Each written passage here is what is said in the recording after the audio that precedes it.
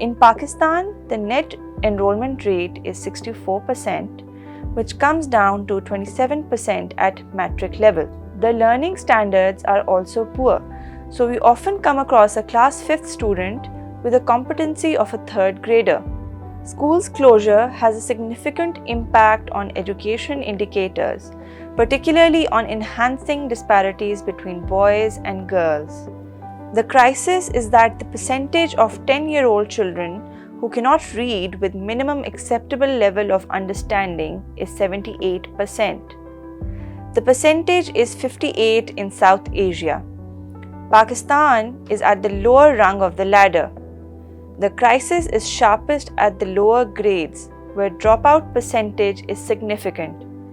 This is in urban slums, in the country where education is divided in 3 buckets. During COVID, the gap between schools and homes has narrowed, and it should be sustained as it has increased attendance. As we knew pre-COVID, so the crisis of learning pre-COVID, if you look at the learning poverty rate, it was 75% for Pakistan for age 10-year-olds who could not read with understanding, compared to say 58% in South Asia. So already Pakistan was at a much higher rate in learning poverty than South Asia, and by the estimates of the World Bank, this may have gone up to another 10%, so about 80%, 85%. Pakistan is the second largest country in the world with out-of-school children.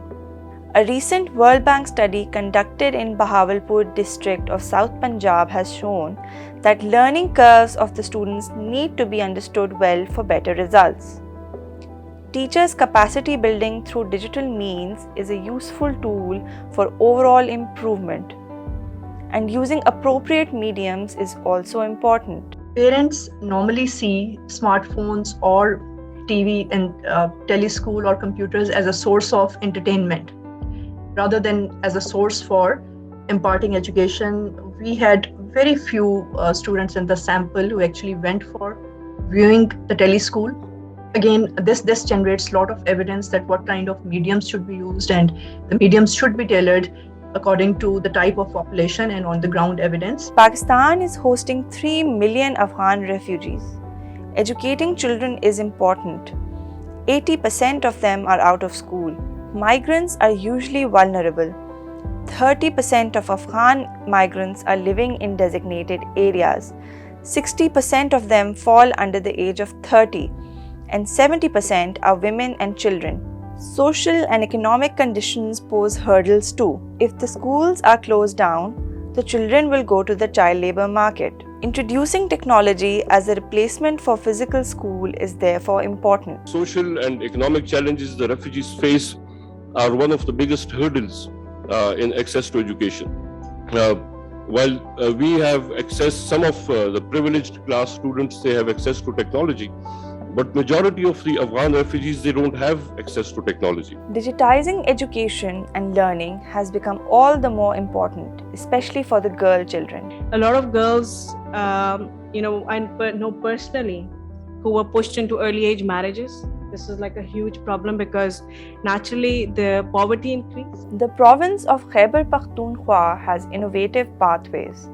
There, the government introduced cash stipends for girl students on a monthly basis. Side by side, stipends were introduced to provide education in affordable private schools. Students were introduced to resources such as Noon Academy for utilizing available material. With respect to the girls' education, the government of Khyber Pakhtunkhwa, in order to retain and provide more access, initiated not only in the terms of the coping strategy under the planning and development program, but we initiated the girls' stipend program. So it was on 2 different years. One as a hybrid program for 2 districts. It was rupees 600 per month per girl at KG, first grade, and then it was at the 6th grade. And for all other districts, for all other girls up to class 10, it was at a scale of rupees 200 per month for the entire year.